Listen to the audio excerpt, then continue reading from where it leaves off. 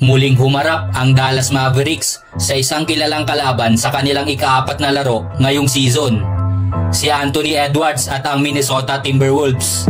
Ito ang kanilang unang matchup mula nung Western Conference Finals, kaya nagmistulan itong rematch kung saan tinalo ng Mavericks ang Timberwolves sa 5 laro.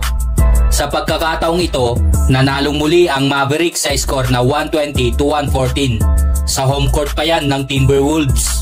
May pag-asa pa sana ang Timberwolves sa huling bahagi ng laro nang magminti si Kyrie Irving ng 2 free throw sa crucial part.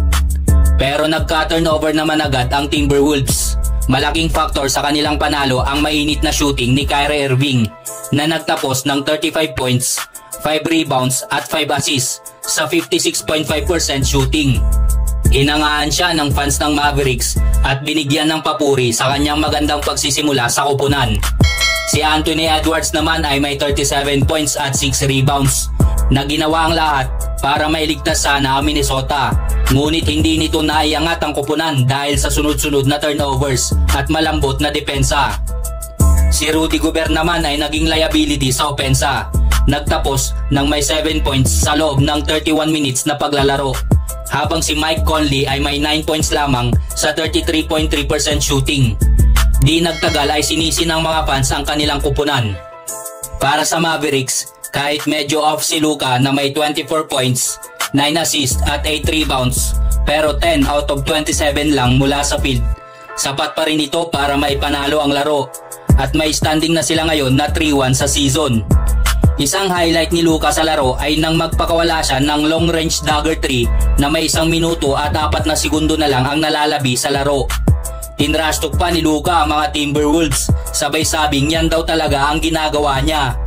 Habang umuusad ang season, mas makikilala natin kung sino ang tunay na banta sa Western Conference.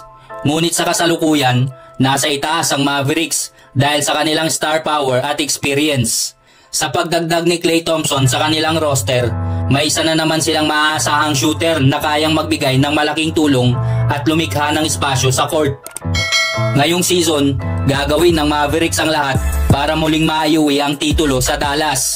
Bilang isa sa pinakamalakas na roster sa basketball, nakasalalay na ngayon ang trabaho sa mga players at kay head coach Jason Kidd para pagsamasamahin ang talento at gawing tagumpay.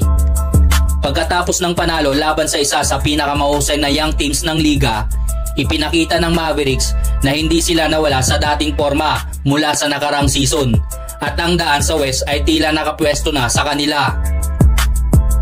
Long rebound, Washington's there. Reload here for Dallas. Corner. Kyrie. Bottom. A 3.